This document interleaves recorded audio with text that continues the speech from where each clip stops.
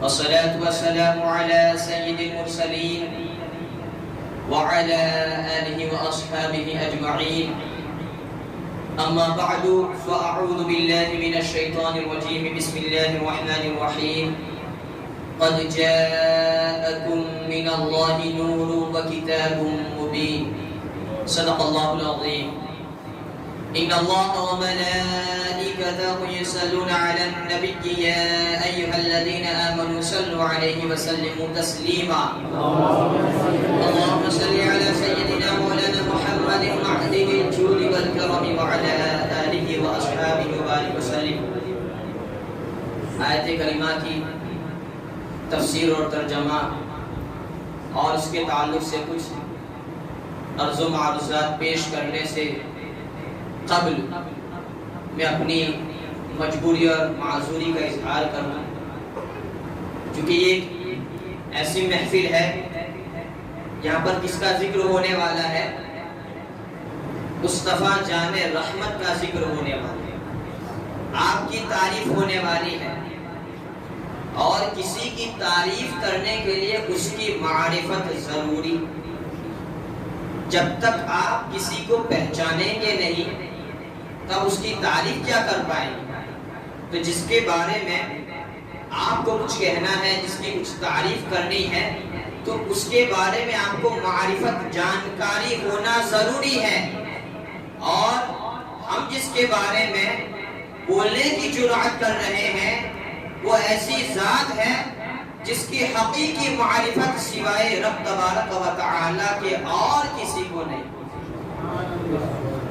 جیسا کہ اللہ کے رسول صلی اللہ علیہ وسلم فرماتے ہیں، یا ابا بکر لم یعرفنی حقیقتا غیر ربی.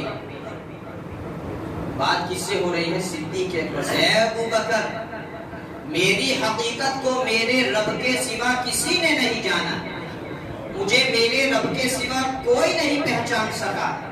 تو اسی جملے میں یہ محدود ہو گیا کہ صرف اور صرف میرے آقا کی ذات و صفات کو پہچاننے والا صرف ان کا رب ہے. رب نے جیسا مصطفیٰ کو پہچانا، کسی نے مصطفیٰ کو ایسا نہیں پہچانا، اور رب کو جیسا مصطفیٰ نے دیکھا ایسا رب کو مصطفیٰ کے سوا کسی اور نے نہیں دیکھا. تو یہ دونوں رب، یہ مصطفیٰ کی مکمل معرفت رکھنے والا، اور مصطفیٰ اپنے رب کی کما حقہ عبادت و توحید بیان کرنے والے تھے.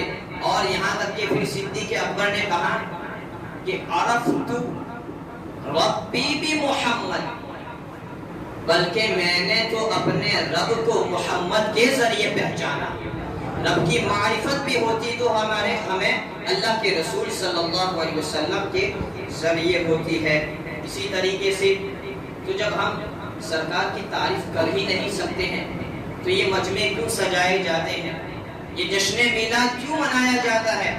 تاوے کرمی کا شعر پڑھتا ہوں. شاعر کہتا ہے، ما ان مدحت محمدا بمقالتی لیکن مدحت مقالتی بمحمد.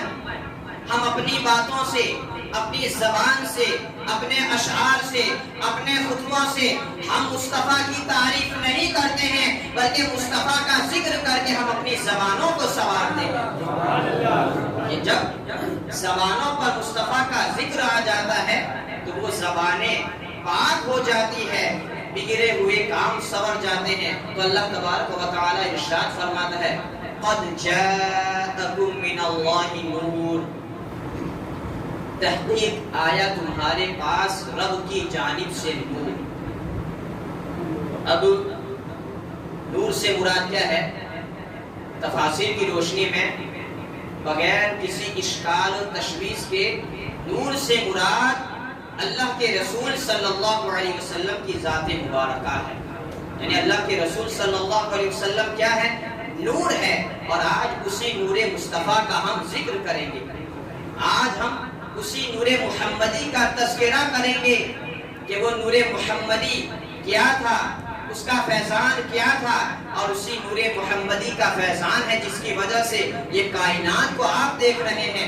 آئیے حدیث کی روشنی میں اب اللہ تبارک و تعالیٰ نے اس نور کو کب پیدا فرمایا، کتنے سال پہلے پیدا فرمایا، اس سے پہلے کس چیز کو پیدا فرمایا، اور نور محمدی کو کب پیدا فرمایا؟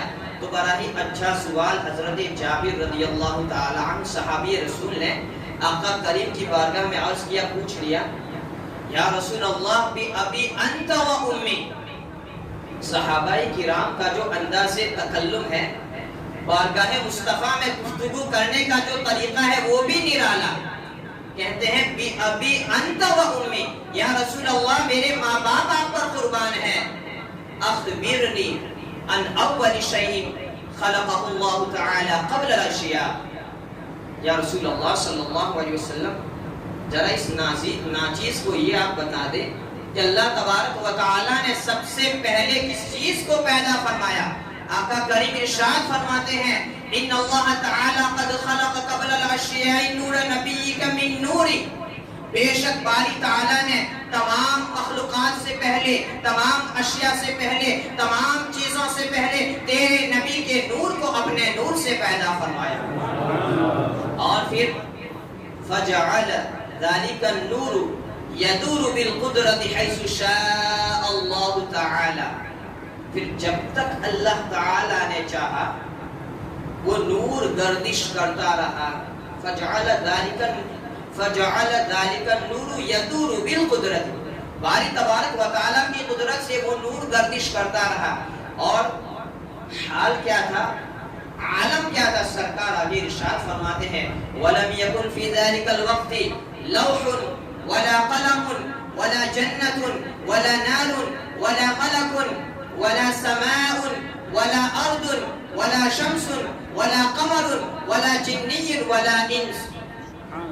جب رب تبارک و تعالیٰ نے میرے نور کو پیدا فرمایا تو اے جابر سن لو، اس وقت اللہ تبارک و تعالیٰ نے کسی چیز کو پیدا نہیں کیا تھا، یہاں تک کہ اس وقت نہیں عرش تھا، نہ ہی لوح تھی، نہ ہی قلم تھا، نہ ہی جنت تھی، نہ ہی دوزخ تھی، نہ ہی چاند تھا، نہ ہی ستارے تھے، نہ ہی یہ سورج تھا، نہ ہی کوئی فرشتہ تھا، نہ ہی کوئی جنات تھا، اور نہ ہی کوئی انسان تھا، کچھ بھی نہیں تھا۔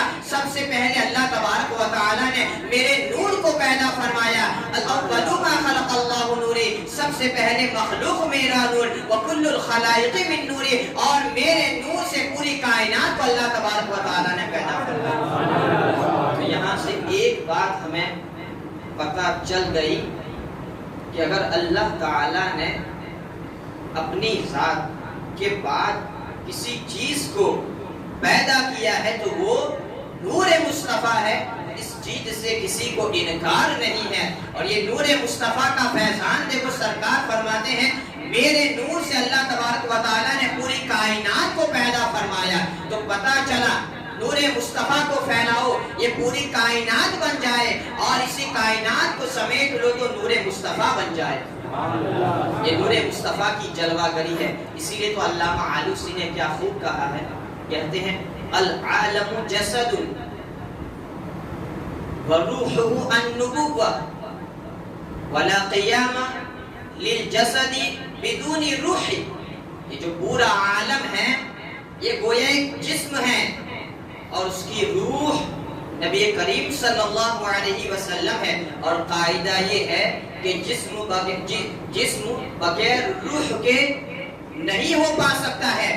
آپ یہاں پر جو بیٹھے ہیں، آپ کے پاس آپ کا جسم بھی ہے، آپ کی روح بھی ہے۔ یہی روح کا کمال ہے کہ آپ سن رہے ہیں، اسی روح کا کمال ہے آپ دیکھ رہے ہیں، اسی روح کا کمال ہے آپ حرکت کر رہے ہیں، اسی روح کا کمال ہے آپ اپنے ہاتھوں کو جنبش کر آپ اپنے ہاتھوں کو ہلا رہے ہیں۔ اگر روح نہ ہو تو آپ کا جسم بیکار، آپ کا جسم اب غیر متحرک ہو جاتا ہے، وہ کسی کام کا نہیں رہتا ہے۔ تو اب پتا چلا یہ جو پوری کائنات ہے وہ کائنات بھی ایک جسم ہے، اور اس جسم کی روح کیا ہے؟ نور محمدی ہے۔ تو کائنات کے ہر ذرے میں نور محمدی جلوہ گر ہے۔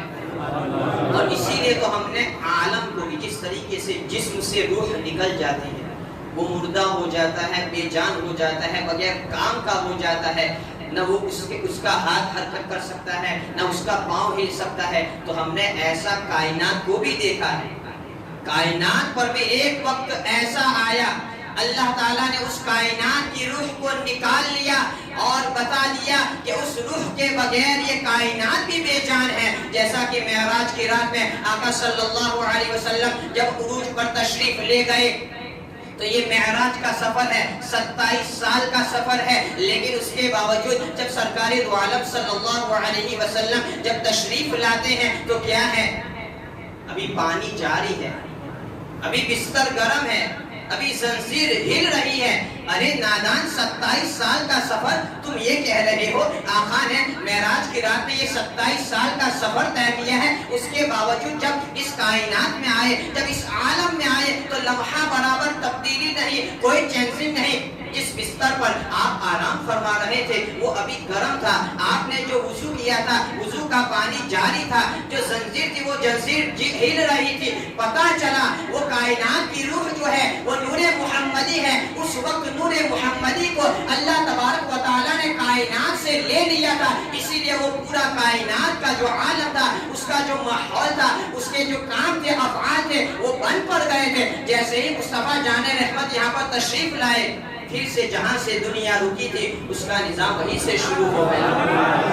یہ ہے نور محمدی. جس طریقے سے ہمارا جسم روح کے بغیر بیکار ہے، اسی طریقے سے مصطفیٰ جان رحمت کے بغیر یہ پورا عالم بیکار ہے. اب جب نور محمدی کی ہم بات کرتے ہیں تو عالم یہ ہے کہ صرف باری تبارک و تعالیٰ کی ذات ہے اور اللہ تبارک و تعالیٰ نے اپنے حبیب کے نور کو پیدا کیا. اب کوئی نہیں ہے، صرف حبیب ہے، محبوب ہے، صرف خدا ہے اور اس کا یہ بندہ ہے. اور اللہ کے رسول صلی اللہ علیہ وسلم کے نور کو اللہ تبارک و تعالیٰ نے اپنے قرب خاص میں رکھا، اپنی نزدیکی میں رکھا. کب تک رکھا؟ کتنے سال تک رکھا؟ چونکہ سال کوئی بنا ہی نہیں تھا، گنتی اور تعداد تھی ہی نہیں. لیکن جب جبریل امین کو اللہ کے رسول صلی اللہ علیہ وسلم نے اشارت پوچھ لیا اور جبریل امین نے جو جواب دیا اس سے ہم نور محمدی کی عمر کا اندازہ لگا سکتے ہیں. جیسا کہ جبریل امین ایک بار بارگاہ رسالت میں تشریف لائے اور سرکار دو عالم صلی اللہ علیہ وسلم نے پوچھا، اے جبرائیل بتاؤ تمہاری عمر کیا ہے؟ اس لیے کہ جبرائیل آدم کے پاس جبرائیل، تخلیق آدم سے پہلے جبرائیل، حضرت عیسیٰ انبیاء کرام کے پاس آنے والے جبرائیل، کتنی عمر ہوگی؟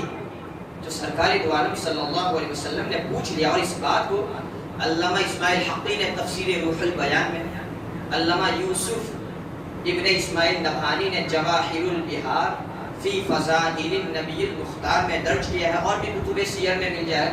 تو جبرائیل کہتے ہیں، یا رسول اللہ مجھے اپنی عمر کا صحیح اندازہ تو نہیں ہے، لیکن یہ بات مجھے معلوم ہے کہ حجاب میں ایک ستارہ روشن ہوتا تھا، ہر 70,000 سال کے بعد وہ ستارہ روشن ہوتا تھا. تو ایسے ستارے کو جو ستارہ 70,000 سال کے بعد ایک بار روشن ہوتا تھا، میں نے اس ستارے کو 72,000 بار دیکھا ہے.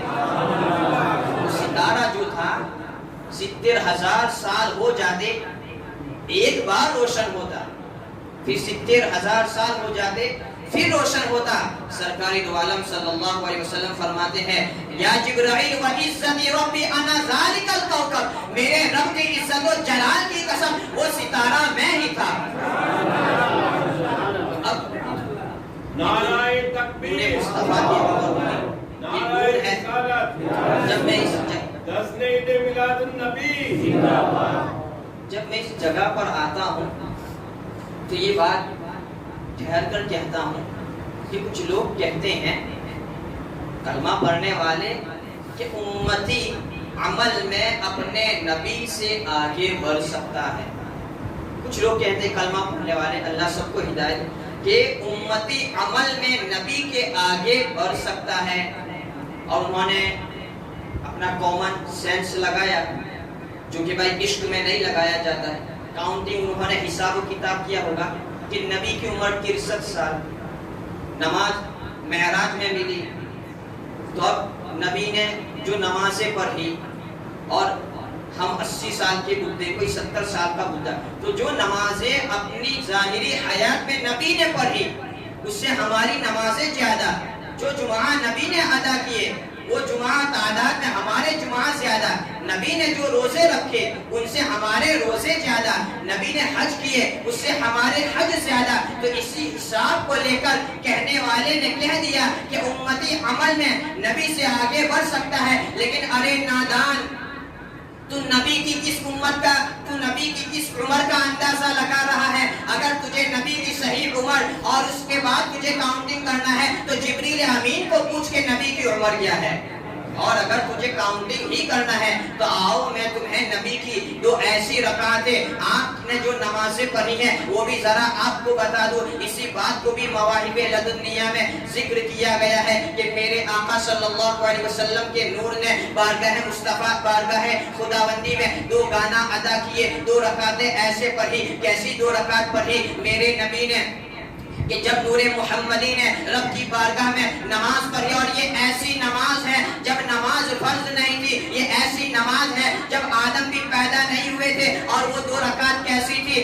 اس میں سے سرکار دو عالم صلی اللہ علیہ وسلم نے، نور محمدی نے 1000 سال کا قیام فرمایا، 1000 سال تک نور محمدی قیام میں رہا، پھر 1000 سال کا رکوع فرمایا، پھر 1000 سال کا قومہ، رکوع سے جب اٹھتے ہیں وہ، پھر 1000 سال کا سجدہ، پھر 1000 سال کا جلسہ، پھر 1000 سال کا سجدہ، اسی طریقے سے ہر رکن کو 1000 سال کی طویل مدت تک ادا کیا۔ اس طریقے سے نور محمدی نے اپنے رب کے حضور ایک رکعت کو پورا کیا، اسی طریقے سے دوسری رکعت کو بھی پورا کر لیا۔ جب نور محمدی نے اپنی دونوں رکعتوں کی تکمیل کر لی، اب باری تبارک و تعالی کہتا ہے اے محمد، اے نور محمدی، تو نے میری عبادت کا حق ادا کر لیا ہے، تو نے میری عبادت کا حق ادا کر لیا ہے، مانگ کیا مانگتا ہے؟ اس لیے کہ یہ محبوب و محب کی باتیں ہیں، یہاں پر تیسرا کوئی نہیں ہے، اور یہ کیوں نہ ہو، اللہ تبارک و تعالیٰ نے اپنے محبوب کے لیے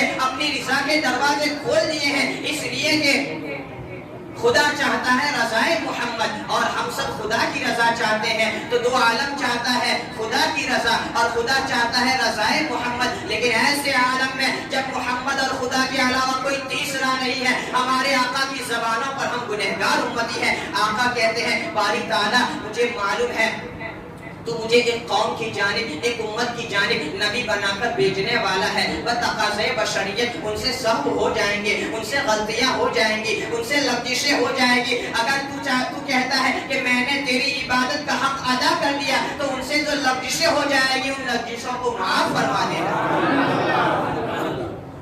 تو اگر تمہیں نبی سے عمل میں آگے بڑھنا ہے ذرا نور محمدی جیسی دو رکعتیں پڑھ کر بھی دکھاؤ، اور اگر نبی کی ظاہری حیات ہی کو لے لیا جائے تو حضرت آدم علیہ السلام سے لے کر جتنے عیسیٰ تک جتنے بھی پیغمبر آئے ان سارے پیغمبروں کی عبادتوں کو ایک جانب رکھ دیا جائے، اور اس کے بعد جتنے بھی صحابہ آئے، جتنے بھی تابعین آئے، طبع تابعین آئے، اولیاء آئے، اغواس آئے، اقطاب آئے، ابدال آئے، سارے مومنین آئے، چاہے ہم جیسے گنہگار ہو چاہے صالحین ہو، پوری کائنات میں حضرت آدم سے لے کر اور رہتی دنیا تک جو آخر انسان آئے گا ان سارے لوگوں کی عبادتوں کو ایک جانب رکھ دیا جائے، اور مصطفیٰ جان رحمت کا صرف ایک سجدہ ایک جانب رکھ دیا جائے۔ وہ مصطفیٰ جان رحمت کا ایک سجدہ خدا کی بارگاہ میں ایسا مقبول ہے کہ جس کے سامنے پوری دنیا کی عبادت کچھ بھی نہیں ہے۔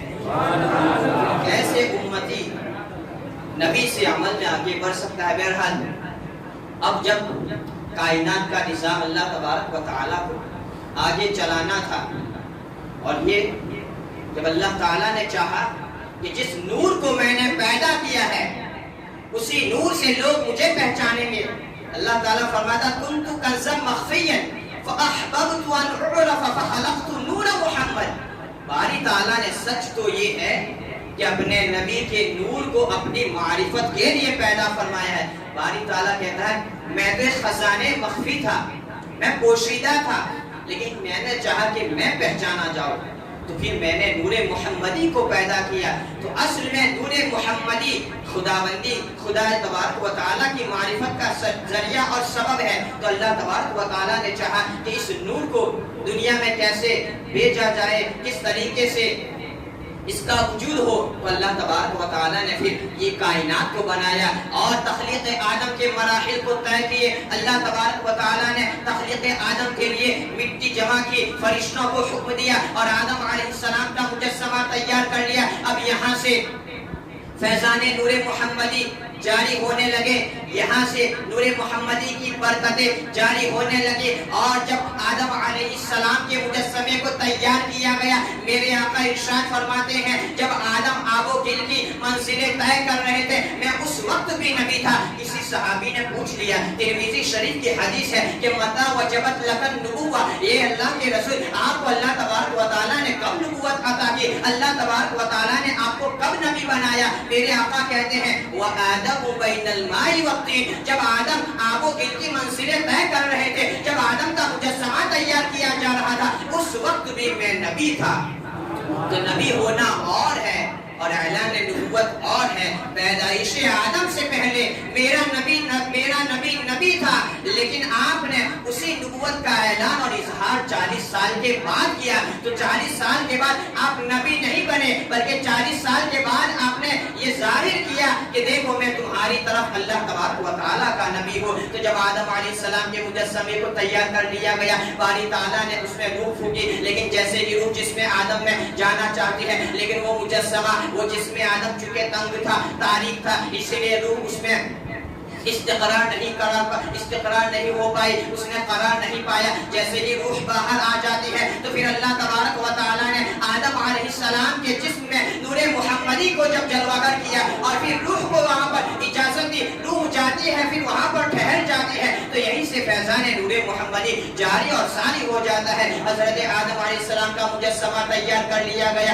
اب اللہ تبارک و تعالیٰ نے چاہا کہ آدم کو مسجد الملائکہ بنایا جائے، آدم کے لیے سجدہ کا حکم دیا جائے، اور جیسے ہی سجدے کا حکم دیا گیا سارے فرشتے جھک گئے۔ واقعہ مشہور ہے اور واقعہ نگاری مجھے مقصود بھی نہیں ہے۔ جب آدم علیہ السلام کو سجدہ تو ہو گیا، لیکن اس سجدے کی وجہ کیا تھی؟ آدم کو کیوں سجدہ کیا گیا؟ تو ایک وجہ تو یہ ہے کہ چونکہ اللہ تبارک و تعالیٰ نے آدم کو جو علم دیا تھا، تفسیروں میں آتا ہے حضرت آدم کے پاس کتنا علم تھا؟ 7 لاکھ زبانوں کا علم حضرت آدم کے پاس تھا۔ اور وہ بھی کیسا؟ کوئی ایک چیز ہے، ہر زبان میں اس کو جو کہا جاتا ہے سب کا علم اللہ تبارک و تعالیٰ نے حضرت آدم کو دے دیا ہے۔ ایک ہی چیز ہے، اس کو گجراتی میں، ہندی میں، انگلش میں، اردو میں، فارسی میں، عربی میں، جو بھی زبانیں ہیں، اسی ایک چیز کو مختلف زبانوں میں جو کہا جاتا ہے اللہ تبارک و تعالیٰ نے حضرت آدم کو سکھا دیا۔ اور یہاں تک کہ 7 لاکھ زبانیں اللہ تبارک و تعالیٰ نے حضرت آدم کو سکھائی، اور یہ حضرت آدم کو جو سکھانا تھا، جو علم دینا تھا، یہ بھی نور محمدی کا صدقہ تھا۔ اب جب حضرت آدم کو سجدہ بھی ہو گیا، فرشتوں نے سجدہ بھی کر لیا، لیکن یہ سجدے کی وجہ کیا تھی؟ کیوں حضرت آدم کو مسجد الملائکہ بنایا جا رہا ہے؟ کیوں فرشتوں کو کہا جا رہا ہے آدم کو سجدہ کرو؟ کیوں کہا جا رہا ہے کہ جھک جاؤ آدم کی بارگاہ میں؟ تو امام فخر الدین رازی فرماتے ہیں ان الملائکۃ امروا بالسجود لآدم لأجل ان نور محمد صلی اللہ علیہ وسلم فی جبہۃ آدم۔ اللہ تبارک و تعالیٰ نے حضرت آدم کا سجدہ اس لیے کروایا، اس لیے کہ پیشانی آدم میں نور مصطفیٰ جلوگر تھا۔ تو حقیقت میں سجدہ آدم کو نہیں ہے، بلکہ آدم کی پیشانی میں وہ موجود نور محمدی کو سجدہ کروایا جا رہا ہے۔ اس کے بعد حضرت آدم نے دیکھا کہ آپ کی پشت سے تسبیح کی آوازیں آ رہی ہیں۔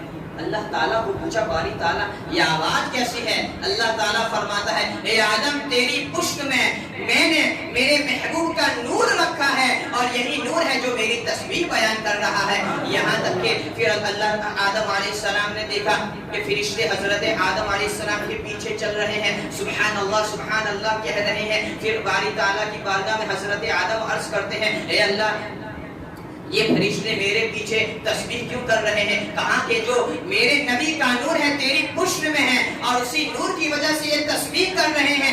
آدم کہتے ہیں باری تعالیٰ اگر تسبیح کرنا ہے تو فرشتے پیچھے کیوں ہیں؟ اسی نور کو میری پیشانی میں رکھ دے تاکہ فرشتے آگے رہ کر تیری تسبیح و حمد بیان کریں۔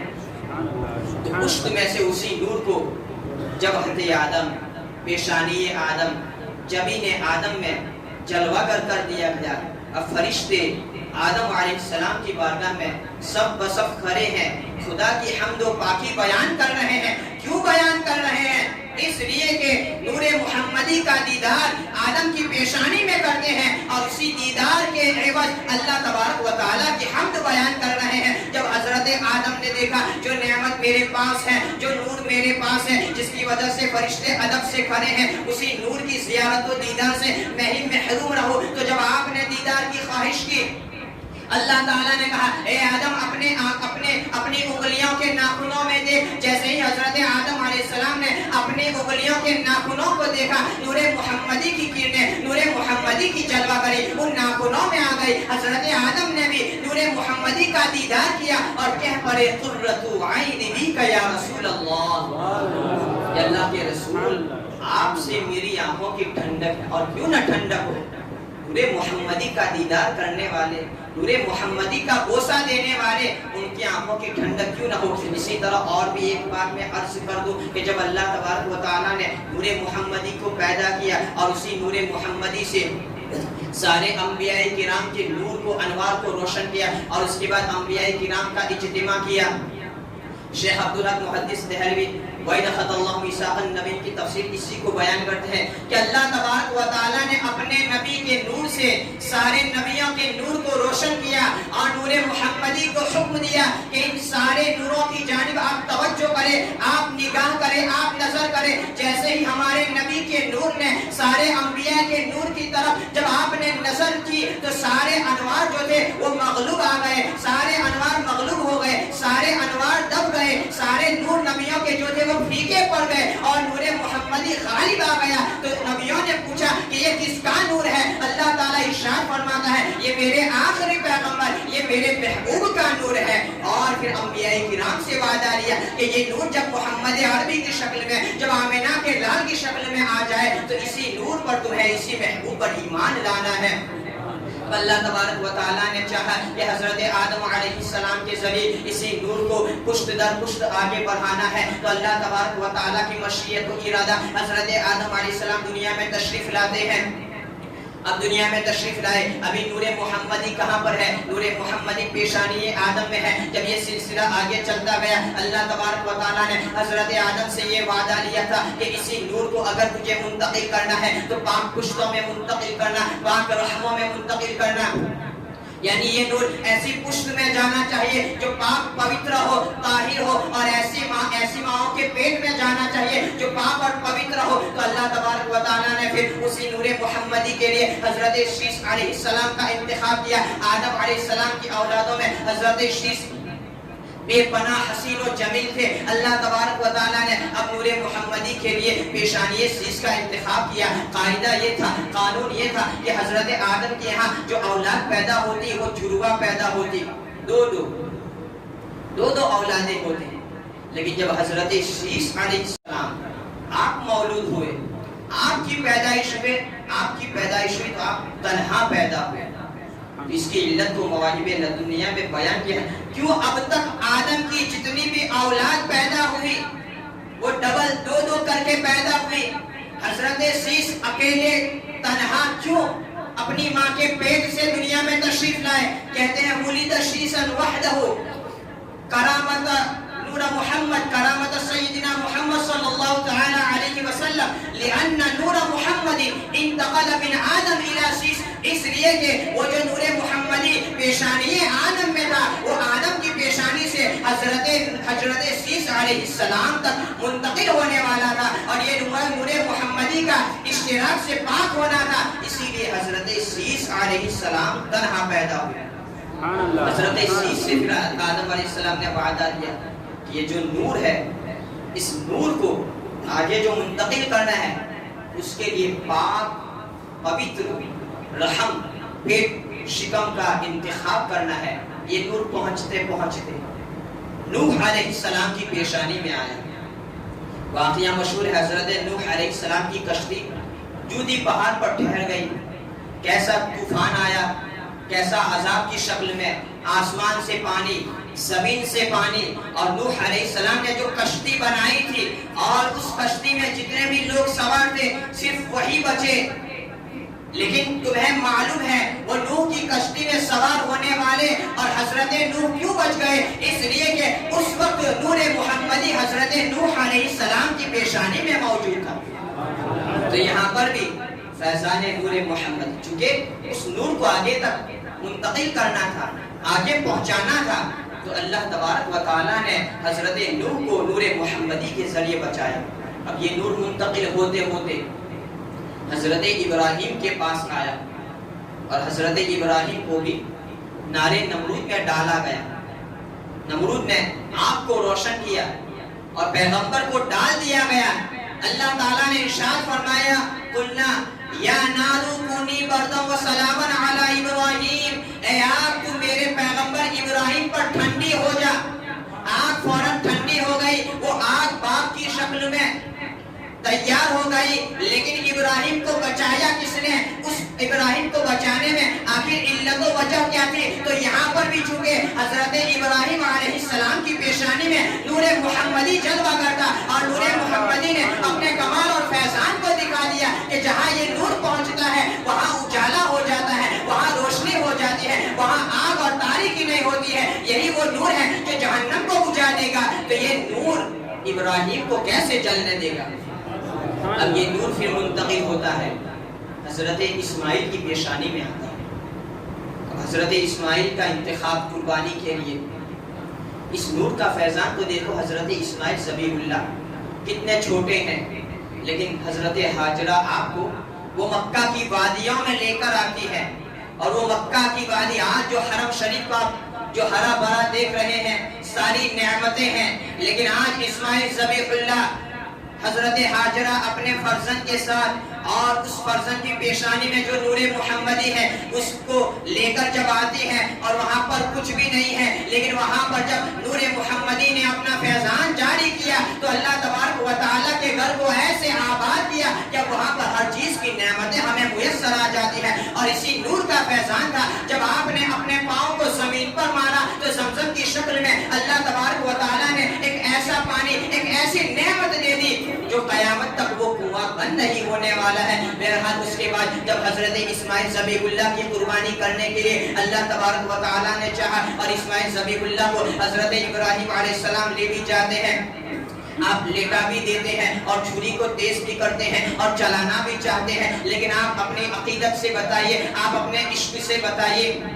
جس کی پیشانی میں نور محمدی ہو کیا اس کا گلا کٹ سکتا ہے؟ کیا چھری کی یہ طاقت ہے، چھری کی یہ مجاز ہے؟ ہرگز ہرگز نہیں چل سکتی. حضرت ابراہیم لاکھ کوشش کرتے ہیں، گلا نہیں کٹتا ہے، یہاں تک کہ اللہ تبارک و تعالیٰ نے کہہ دیا وَفَدَيْنَاهُ بِذِبْحٍ عَظِيمٍ، ہم نے اسماعیل کی فدیے میں جنت سے ایک دمبا بیچ دیا ہے. جبریل لے کر آئے، دمبے کا گلا کٹ گیا، لیکن اسماعیل کا گلا نہیں کٹ سکا، اس لیے کہ اسی اسماعیل کی پیشانی میں نور محمدی موجود تھا. ابھی نور محمدی کو آگے جانا ہے. تو یہ فیضان نور محمدی جب بڑھتے بڑھتے اب میں بالکل اپنے ٹاپک پر آتا ہوں، یعنی کہ اب میں بہت ہی قریب آ جاتا ہوں. اب ہم جب حرم میں جاتے ہیں، جب مکہ میں جاتے ہیں، حضرت ہاشم ہے. یہ حضرت ہاشم کون ہے؟ اللہ کے رسول صلی اللہ علیہ وسلم کے والد حضرت عبداللہ، حضرت عبداللہ کے والد حضرت عبد المطلب، حضرت عبد المطلب کے والد حضرت ہاشم ہے. اب حضرت ہاشم کی پیشانی میں یہ نور آتا ہے، اور یہ نور جس کی بھی پیشانی میں آتا ہے وہ ہر اعتبار سے شریف النفس ہوتا ہے، وہ حسن و جمال کا مالک ہوتا ہے. ارے اور ایسا کیوں نہ ہو، اس لیے کہ جس نور کے صدقے میں کائنات کو حسن ملا اور اس کی پیشانی میں یہ نور ہو تو وہ حسین و جمیل کیوں کر نہیں ہو سکتا ہے؟ حضرت ہشام ہے، اور جن کی پیشانی میں یہ نور تھا انہوں نے اپنے کمالات کو دکھایا اور دنیا والوں پر احسان کیا. حضرت ہاشم جو ہے، آپ کا نام تو عمر تھا، لیکن آپ کو ہاشم اسی لیے کہا جاتا ہے کیونکہ آپ نے اپنی قوم کو قحط سالی میں، بھوکے اور پیاسے ہونے کی حالت میں روٹیوں کو ٹکڑے کر کر کے ان روٹیوں کو پکا کر کھلایا. تو قوم پر آپ نے یہ احسان کیا، تبھی سے آپ کا نام ہاشم پڑ گیا. تو یہ قوم پر احسان کرنا یہ اس لیے تھا کہ آقا کریم رحمت للعالمین کا نور آپ کی پیشانی میں تھا. حضرت ہاشم آپ اپنے شہزادے یعنی سرکار کے دادا حضرت عبد المطلب کو لے کر آپ مدینہ میں تھے اور اتفاق کہ آپ کا وصال ہو جاتا ہے۔ اب یہ نور حضرت عبد المطلب کی پیشانی میں، ابھی بچے ہیں، باپ کا سایہ اٹھ جاتا ہے۔ اس کی بھی میں وجہ کیا، حضرت عبد المطلب کا جو نام ہے شیبۃ الحمد ہے۔ اب آپ مکہ میں تھے، آپ مدینہ میں تھے، اور آپ کے چچا مطلب جو تھے وہ اتفاق سے مدینہ میں آئے، اور جب آپ کو دیکھا لوگوں نے کہا کہ یہ مکہ کا ہی بچہ ہے، اور کہا کہ یہ آپ ہی کا بھتیجا ہے۔ اور اس ماحول میں آپ کے کپڑے جو بڑے میلے کچیلے تھے اور چہرے پر گرد و غبار تھا، جب آپ کو اپنی سواری کے پیچھے حضرت مطلب نے سوار کیا تو آپ کے چچا تھے، پوچھنے والوں نے پوچھا اے مطلب یہ کون ہے؟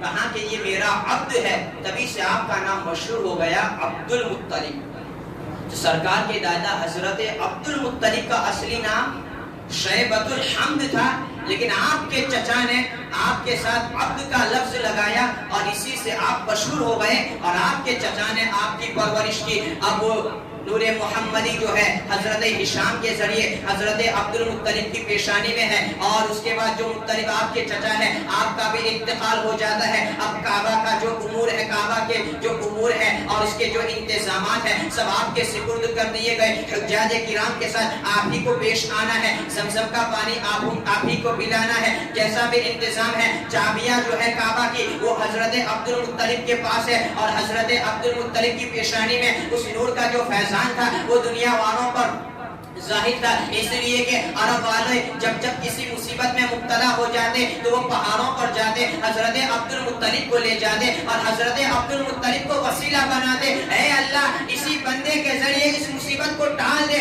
حضرت عبد المطلب کو وسیلہ بنا دے، پریشانیاں دور ہو جاتی تھی۔ حضرت عبد المطلب کہتے ہیں جب ہم پہاڑوں پر جاتے اور دعا کرتے تو میری پیشانی سے ایک نور نکلتا، میں سمجھ جاتا ہماری دعا قبول ہو گئی۔ یہ بھی کیا تھا؟ یہ بھی نور محمدی۔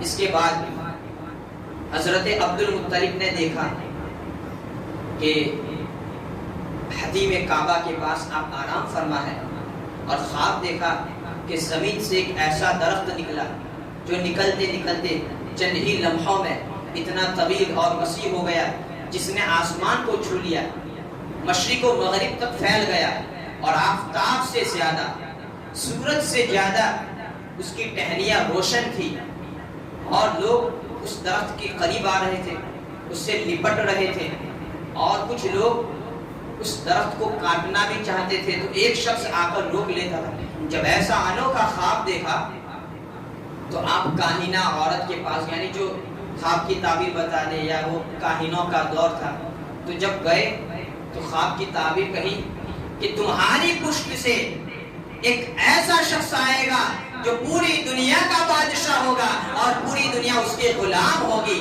تو حضرت عبد المطلب کی پیشانی میں جو نور تھا اس نور کو آگے منتقل کرنا تھا، اسی لیے آپ نے نکاح کیا۔ اس کے بعد وہ نور حضرت عبد المطلب کے ساتھ حضرت عبد المطلب کی پیشانی میں تھا، کیسے کیسے فیضان کو جاری کیا۔ حضرت عبد المطلب نے جو زمزم شریف کا جو کنواں تھا، وہ کنواں، تاریخ کی بات ہے کہ وہ کنواں بے نام و نشان ہو گیا تھا۔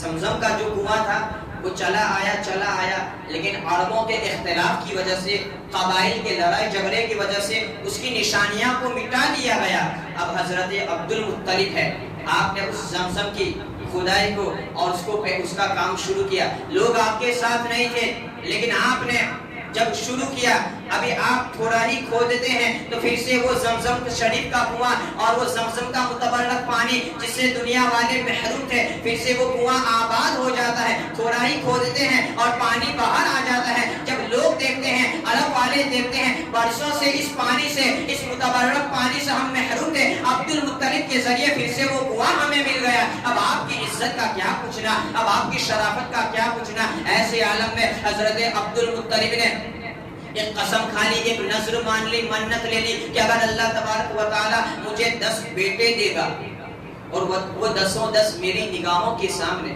حد بلوغ کو پہنچیں گے، جوان ہوں گے، تو میں ایک کو خدا کی راہ میں قربان کر دوں گا۔ اور وقت بڑھتے بڑھتے اللہ تعالیٰ نے آپ کو 10 بیٹوں سے نوازا، اور وہ 10 جوان بھی ہو گئے.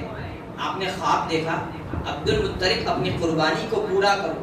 آپ نے دمبے کی قربانی کی. دوسری رات خواب آیا تو آپ نے گائے کی قربانی کی. تیسری رات خواب آیا تو آپ نے اونٹ کی قربانی کی.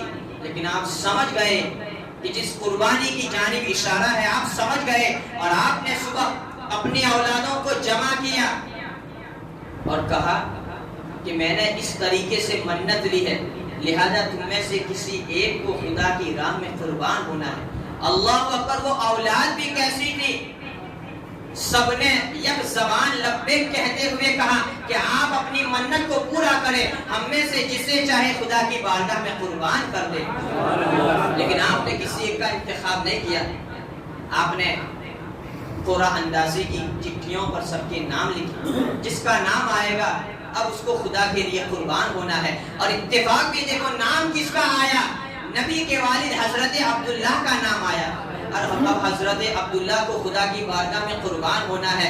ارے وہ اسماعیل ذبیح اللہ جن کی پیشانی میں نور محمدی تھا, اللہ تبارک و تعالیٰ نے ان کو ذبح نہیں ہونے دیا. آج عبداللہ کی پیشانی میں نور محمدی ہے, اللہ تعالیٰ حضرت عبداللہ کو کیسے ذبح ہونے دیتا. جب بات پھیل گئی, رشتہ داروں کو پتا چلا, رشتہ دار کہتے ہیں عبد المطلب اتنا حسین و جمیل بیٹا ہے, اتنا یہ تیرا شہزادہ ہے, کیا اسی کو خدا کے لیے قربان کرے گا. کہتے ہیں مجبور ہے باپ نے جو منت لی ہے, نظر لی تھی, اس کو پورا کرنا ہی پڑے گا. جب ایک عالمہ عورت کے پاس جاتے ہیں اور وہ اس کا اوپر سولوشن بتلاتی ہے کہ تمہارے یہاں دیت کی قیمت کیا ہے, کہاں 10 اونٹ ہے, کہاں کہ اب ایک جانب ایک چٹھی میں 10 اونٹ لکھو اور ایک جانب میں عبداللہ کا نام لکھو. اب پھر سے قرآن اندازی کرو, اگر اونٹ کا نام نکل آئے 10 اونٹ کو ذبح کر دو, حضرت عبداللہ کی قربانی کرنے کی ضرورت نہیں. لیکن اگر حضرت عبداللہ کا نام آئے تو 10 کی بجائے اب 20 اونٹ کرو.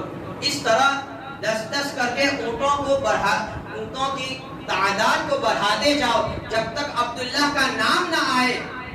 اب بار بار قرآن اندازی کی جا رہی ہے, 1 بار 2 بار 3 بار 4 بار, ہر بار اونٹوں کا نام نہیں آتا ہے, حضرت عبداللہ کا نام آتا ہے, یہاں تک کہ اونٹوں کی تعداد 100 پر پہنچتی ہے. اب حضرت عبداللہ کا نام نہیں بلکہ اونٹوں کا نام آتا ہے. 2-3 بار جب اونٹوں کا نام آتا ہے, اب 100 اونٹ کی قربانی حضرت عبداللہ کے عوض کی جاتی ہے. اور اللہ تبارک و تعالیٰ نے حضرت عبداللہ کو محفوظ کر لیا, بچا لیا. کیوں بچا لیا؟ اس لیے کہ کل پیشانی اسماعیل میں نور محمدی تھا, تو آج عبداللہ کی پیشانی میں نور محمدی ہے. اسی لیے میرے آقا ارشاد فرماتے ہیں انا ابن الذبیحتین, میں 2 ذبیحوں کا بیٹا ہوں, ایک ہے اسماعیل ذبیح اللہ اور ایک ہے میرے والد حضرت عبداللہ.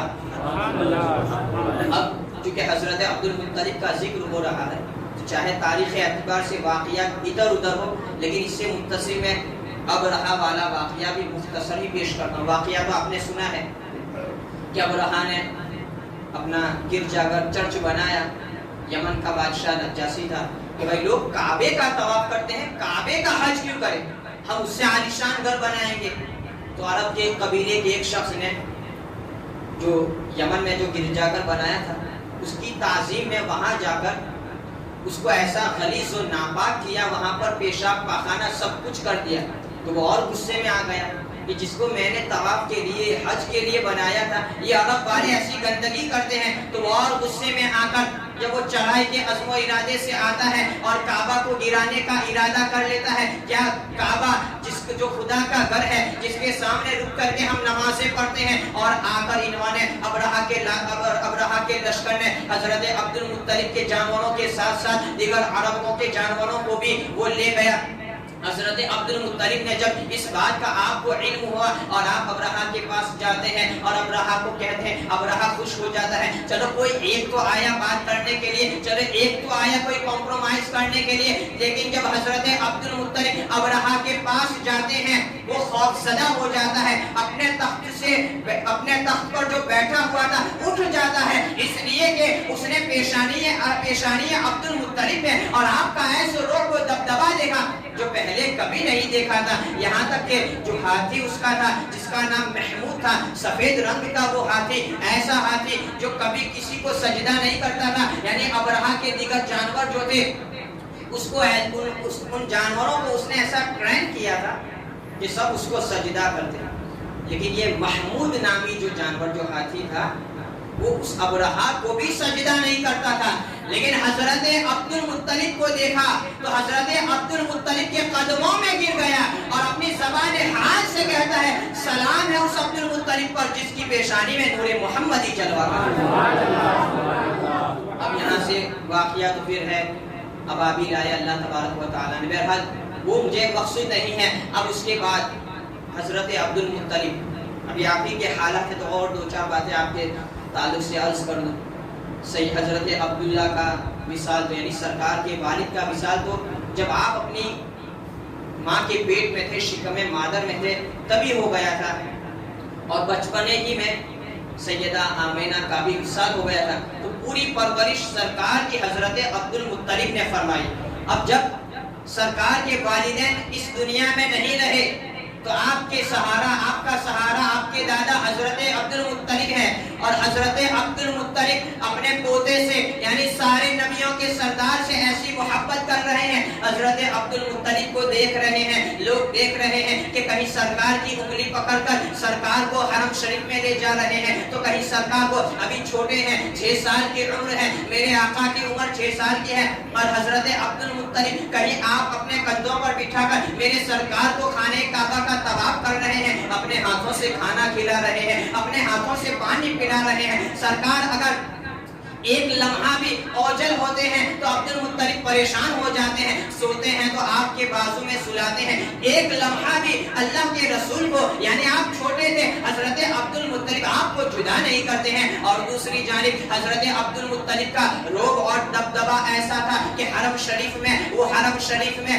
ذل حرم میں ایک جگہ ایسی تھی، ایک نشست آپ کے لیے مخصوص تھی جہاں پر صرف اور صرف آپ ہی بیٹھتے تھے، وہ نشست آپ کے لیے بنائی جاتی تھی، اور وہاں پر صرف حضرت عبد المطلب کے علاوہ کوئی بھی نہیں بیٹھتا تھا، چاہے وہ عرب کا کیسا ہی بڑا کیوں نہ ہو، چاہے وہ کیسا ہی مزاج والا کیوں نہ ہو، لیکن جہاں پر عبد المطلب کے بیٹھنے کی جگہ ہے وہ نشست کا صرف آپ کے لیے بنائی گئی تھی۔ کسی کے اندر ہمت نہیں ہے، یہاں تک کہ آپ کے جتنے بھی شہزادے ہیں ان میں سے بھی کسی کی ہمت نہیں کہ اپنے والد کی جگہ پر بیٹھ جائے، ایسا آپ کا وقار، ایسا آپ کا دبدبہ، ایسا آپ کا روپ تھا۔ لیکن اسی جگہ پر جہاں پر کوئی نہیں بیٹھتا، میرے آقا ننھی عمر والے ہیں، ابھی 6-7 سال کی عمر ہے، اسی اپنے دادا عبد المطلب کی جگہ پر آ کر بیٹھ جاتے ہیں۔ عبد المطلب کچھ بھی نہیں بولتے ہیں۔ جب آپ کے چچا یعنی حضرت عبد المطلب کے شہزادے جب آپ کو روکتے ہیں، بیٹھنے نہیں دیتے ہیں، تو حضرت عبد المطلب جواب دیتے ہیں دعو ابنی لأن له واللہ ان له لشانا، میرے اس بیٹے کو بیٹھنے دیا جائے اس لیے کہ خدا کی بارگاہ میں اس کی بڑی شان ہے۔ حضرت عبد المطلب جہاں پر کوئی نہیں بیٹھے وہاں پر میرے سرکار بیٹھتے تھے۔ اور جب حضرت عبد المطلب کا وصال ہوتا ہے، آپ حضرت ابو طالب کو سرکار دو عالم صلی اللہ علیہ وسلم حضرت ابو طالب کے سپرد کرتے ہیں اور کہتے ہیں آج کے بعد اس شہزادے کی، اس نور نظر کی پرورش کی ذمہ داری تمہاری۔ حضرت عبد المطلب آپ کے جد امجد قصی کی بغل میں اور ان کی قبر کے بازو میں آپ کی تدفین ہوتی ہے۔ جب آپ کا وصال ہوتا ہے سارے بازاروں کو بند کر دیا جاتا ہے، ساری منڈیاں بند ہو جاتی ہیں، اور جب آپ کا جنازہ اٹھایا جاتا ہے آپ کے لڑکے رو رہے ہیں، آپ کی لڑکیاں جو ہیں وہ بھی آنسو بہا رہی ہیں، لیکن دیکھنے والوں نے دیکھا کہ عبد المطلب کا جنازہ اٹھا تو ایک 8 سال کا بچہ بھی اپنا آنسو بہا رہا ہے۔ اور 8 سال کا بچہ وہ کون تھا؟ وہ ہمارے آقا صلی اللہ علیہ وسلم تھے۔ پہلے یہ ہے حضرت عبد المطلب، لیکن اب صرف ایک ہی واسطہ ہے حضرت عبداللہ۔ جب حضرت عبداللہ کی پیشانی میں وہ نور آ جاتا ہے، سرکار کے یہ والد گرامی ہے، حضرت عبداللہ بیان کرتے ہیں کہ جب میں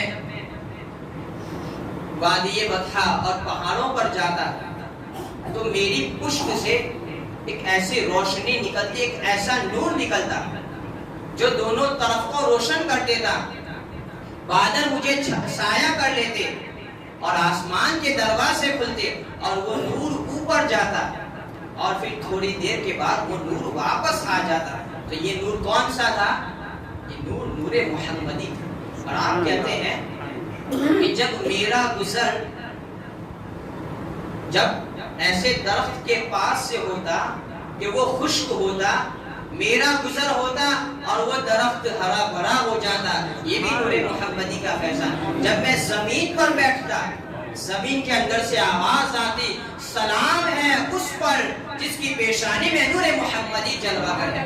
کہتے ہیں جب بتوں کے پاس سے میرا گزر ہوتا تو یہ بت کہتے، بت اپنی زبان سے کہتے دور ہو جا، دور ہو جا، اس لیے کہ تیری پیشانی میں وہ نور ہے جو ہم سارے بتوں کی ہلاکت کے لیے آئے گا، ہم سارے بتوں کو نیست و نابود کر دے گا. جب ایسی علامت حضرت عبداللہ میں جب یہودیوں نے دیکھا تو 70 یہودیوں نے یہ عزم کیا کہ ہم عبداللہ کو قتل ہی کر دیں گے. جب تک قتل نہ کریں گے ہم اپنے گھروں کی طرف، اپنے قوم کو اپنا منہ نہیں دکھائیں گے. تو اسی قتل کے ارادے سے وہ نکلے اور حضرت عبداللہ اتفاقاً جنگل میں اکیلے تھے اور انہوں نے موقع پایا کہ ہم 70 ہیں، یہ تنہا ہے، تیروں کی برسات کریں گے اور ان کو قتل کر دیں گے. لیکن یہ نادان نہیں جانتے ہیں اسی عبداللہ کی پیشانی میں وہ نور ہے جو حضرت آدم سے لے کر اب تک سب کو فیضیاب کرتا چلا آ رہا ہے. اور اسی واقعے کو دیکھ رہے ہیں حضرت وہب بن عبد مناف جو سرکار کے نانا ہے. آپ نے چھپ کر یہ واقعہ دیکھا کہ ایک نوجوان ہے، حسین و جمیل ہے، 70 لوگ جس کا پیچھا کر رہے ہیں، تیروں کی برسات کر رہے ہیں، تلواروں کی برسات کر رہے ہیں. لیکن آسمان سے کچھ ایسے افراد آئے جن کو کبھی نہیں دیکھا تھا اور اسی مرد کی حفاظت کی. جب وہب بن عبد مناف اس واقعے کو دیکھتے ہیں، اپنے گھر تشریف لے جاتے ہیں اور لوگوں کو کہتے ہیں، اپنے گھر والوں کو کہتے ہیں میں نے آج ایسا نوجوان دیکھا کہ جس کی حفاظت کے لیے آسمان سے کچھ لوگ آئے. مجھے وہ نوجوان بڑا پسند ہے، میری ایک بیٹی ہے، میں اپنی آمینہ کا نکاح اس کے ساتھ کرنا چاہتا ہوں. تو آپ نے اپنے دوستوں کو حضرت عبد المطلب کے پاس بھیجا کیونکہ سرکار کے والد گرامی حضرت عبداللہ کے نکاح کے لیے حضرت عبد المطلب کے پاس وہب بن عبد مناف نے کچھ لوگوں کو بھیجا. ادھر حضرت عبد المطلب بھی چاہتے تھے کہ عبداللہ کی پیشانی میں جو نور ہے وہ نور کے لیے ایک ایسا شکم چاہیے، ایک ایسا رحم چاہیے جو پاک اور پوتر ہو، اور اس کے لیے روئے زمین میں آمینہ کے علاوہ اور کوئی ہو ہی نہیں سکتا. حضرت آمینہ اور حضرت عبداللہ کا نکاح ہوتا ہے. حضرت عبداللہ کی پیشانی میں جو نور چمکتا تھا اور آپ مشہور ہو چکے تھے کہ یہی نبی آخر الزمان کے والد ہوں گے، تو اس وقت عرب میں اور وہاں پر مکہ میں دور و دراز سے عورتیں آتی اور اپنی خواہشات کا اظہار کرتی کہ اس نوجوان سے ہمارا نکاح ہو جائے. اس لیے کہ کون عورت ہوگی جو یہ نہ چاہتی ہو کہ اللہ کا آخری نبی جو ہے اس کے شکم سے دنیا میں تشریف لائے؟ کون عورت ایسا نہ چاہتی ہے؟ ہر ایک نے اپنی خواہش کو ظاہر کیا، لیکن حضرت عبداللہ نے کسی کو اقرار نہیں کیا. حضرت عبداللہ کا نکاح جب حضرت آمینہ کے ساتھ ہوتا ہے اور اللہ تبارک و تعالیٰ نے حضرت آدم سے جو وعدہ لیا تھا کہ پاک پشتوں میں اس نور کو منتقل کرنا، اب حضرت عبداللہ کے ذریعے اب شکم مادر میں حضرت آمینہ کے بطن میں وہ نور آ جاتا ہے. جب حضرت عبداللہ اتفاقاً کعبہ کے پاس سے آپ کا گزر ہوتا ہے اور قتال نامی جو عورت تھی اس عورت نے حضرت عبداللہ سے منہ پھیر لیا. اس سے پہلے آپ کو دیکھا کرتی تھی، نکاح کا پیغام بھی بھیجا ہے، لیکن آج اس نے اپنا رخ پھیر لیا. حضرت عبداللہ کہتے ہیں ارے تیرا یہ چہرہ پھیرنا وجہ کیا ہے؟ وہ قتال وہ عورت کہتی ہے تمہارے ساتھ نکاح کرنے کی خواہش اس لیے تھی کہ ہم نے تمہاری پیشانی میں نور محمدی کو دیکھا تھا. آج وہ نور محمدی غائب ہے، شاید ایسا تو نہیں کہ تمہارا نکاح ہو چکا ہے. حضرت عبداللہ کہتے ہیں کہ میرا نکاح ہو چکا ہے. اب حضرت عبداللہ سے حضرت آمینہ کے بطن میں وہ نور محمدی ودیت ہو جاتا ہے، چلا جاتا ہے. اور جیسے ہی حضرت آمینہ کے پیٹ میں میرے نبی کا نور آتا ہے، نوازشات کا کیا کہنا، اللہ تبارک و تعالیٰ کے احسانات کا کیا کہنا، اس کی کرامت اور اس کے جود و کرم کی کوئی انتہا نہیں. حضرت احمد بن حنبل کہتے ہیں کہ جب نبی کا نور اپنی ماں کے پیٹ میں آیا، جب شکم مادر میں، جب رحم مادر میں نور محمدی جلوگر ہوا، وہ رات آج تک کی ہر راتوں سے افضل ہے. اس لیے کہ اس رات اللہ تبارک و تعالیٰ نے جو نوازشات کے انبار برسائے، اللہ تبارک و تعالیٰ نے اپنی مخلوقات پر جو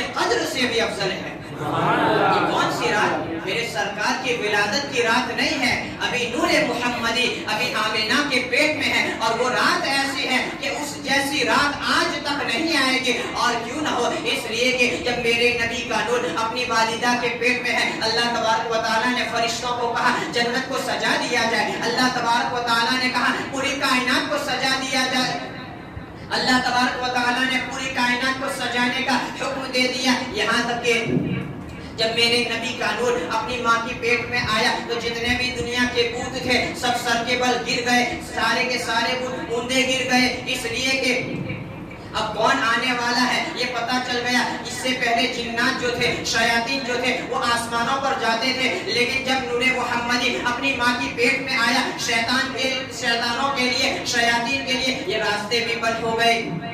جتنے بھی تخت و تاج تھے سارے کے سارے دنیا کے تخت و تاج الٹ گئے، الٹے پڑ گئے۔ یہی نہیں بلکہ جب میرے نبی کا نور اپنی والدہ کے پیٹ میں آیا تو مشرق کے پرندوں نے مغرب کے پرندوں کو خوشخبری دی، ادھر کے جانوروں نے ادھر کے جانوروں کو خوشخبری دی۔ اللہ تبارک و تعالیٰ نے ان جانوروں کو، ان درندوں کو، ان پرندوں کو یہ زبان دے دی اور ہر ایک کو خوشخبری دے رہے ہیں کہ آج نور محمدی والدہ کی پیٹ میں آ چکا ہے۔ یہاں تک کہ وہ سال ایسا تھا کہ عرب والے کھیتیاں وغیرہ نہ ہونے کی وجہ سے ان کے جانور کمزور ہو چکے تھے، ان کی کھیتیاں یہ ویران ہو چکی تھی، لیکن یہ نور محمدی کا فیضان اللہ تعالیٰ نے ایک ایسی بارش نازل کی جس کی وجہ سے ان کی کھیتیاں آباد ہو گئی اور ان کے جانور بھی موٹے تازے ہو گئے۔ اور وہ رات کون سی رات تھی؟ جب نبی کا نور اپنی والدہ کے پیٹ میں آیا تو وہ شب جمعہ تھی، وہ جمعۃ المبارکہ کی رات تھی۔ اور اللہ اکبر، حضرت آمینہ کہتے ہیں کہ جب یہ نبی آخر الزمان میرے شکم میں تھا تو میں نے ذرا سا بھی بوجھ محسوس نہیں کیا۔ عام طور پر عورتوں کو جو کلفت محسوس ہوتی ہے وہ کلفت اور وہ نشانیاں اور وہ علامتیں میں نے محسوس ہی نہیں کی، بلکہ نبی کا نور جو میرے پیٹ میں ہے وہ غیب سے مجھے خبریں دے رہی ہے۔ کہیں جا رہی ہو تو غیب سے آوازیں آ رہی ہیں، کہیں جا رہی ہو تو درختوں سے آواز آ رہی ہے، اسی سے مجھے پتا چل گیا کہ میں حاملہ ہوں۔ اور کہتی ہے کہ جب حمل کا پہلا مہینہ تھا تو حضرت آدم علیہ السلام نے مجھے بشارت دی، جب دوسرا مہینہ تھا تو حضرت شیس علیہ السلام نے آ کر خوشخبری دی کہ تیرے پیٹ میں سارے نبیوں کا سردار ہے۔ جب تیسرا مہینہ آیا تو حضرت نوح علیہ السلام نے آ کر یہ خوشخبری دی کہ تیرے پیٹ میں سارے رسولوں کا امام ہے۔ جب چوتھا مہینہ تھا حضرت ادریس علیہ السلام نے آ کر خوشخبری دی۔ جب پانچواں مہینہ تھا حضرت ہود علیہ السلام نے آ کر خوشخبری دی۔ جب چھٹا مہینہ تھا حضرت ابراہیم آتے ہیں اور حضرت آمینہ کو خوشخبری دیتے ہیں۔ جب ساتواں مہینہ تھا حضرت اسماعیل آتے ہیں اور خوشخبری دیتے ہیں۔ جب آٹھواں مہینہ تھا حضرت موسیٰ آتے ہیں، اور جب نوواں مہینہ تھا تو حضرت عیسیٰ علیہ السلام آ کر آپ کو خوشخبری دیتے ہیں۔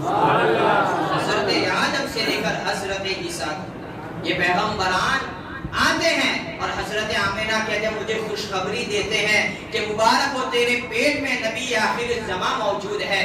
اور اس کے بعد یہ تو صرف ابھی آپ اپنی والدہ کے پیٹ میں ہے، شکم مادر میں ہے، اسی پر میں اپنی تقریر کو ختم کرتا ہوں۔ پھر جو آپ کی ولادت ہوتی ہے انشاءاللہ پھر جب موضوع ہوگا تو اس کو آگے سے بڑھایا جائے گا۔ اب مختصر اسی تقریر کو سمیٹا جائے تو یہ پوری کائنات میں نور محمدی کا فیضان ہے۔ حضرت آدم کو مسجد الملائکہ بنایا گیا، یہ نور محمدی کا فیضان تھا۔ حضرت آدم کو علم دیا گیا، یہ نور محمدی کا فیضان تھا۔ حضرت شیس تنہا پیدا ہوئے، یہ نور محمدی کا فیضان تھا۔ حضرت نوح علیہ السلام کی کشتی جودی پہاڑ پر لگ گئی، یہ نور محمدی کا فیضان تھا۔ حضرت ابراہیم خلیل اللہ کے لیے وہ آگ ٹھنڈی ہو گئی، یہ نور محمدی کا فیضان تھا۔ حضرت اسماعیل ذبیح اللہ کا گلا نہیں کٹا، یہ نور محمدی کا فیضان تھا۔ حضرت عبد المطلب کی دعائیں قبول ہوتی تھی، یہ نور محمدی کا فیضان تھا۔ حضرت عبداللہ کو ذبح نہیں ہونے دیا، یہ نور محمدی کا فیضان ہے۔ تو پوری کائنات نور محمدی کا فیضان ہے۔ اول ما خلق اللہ نوری وکل الخلائق من نوری، سب سے پہلے مخلوق میرا نور اور میرے نور سے اللہ تعالیٰ نے پوری کائنات کو بنایا۔ وآخر دعوانا الحمدللہ رب العالمین۔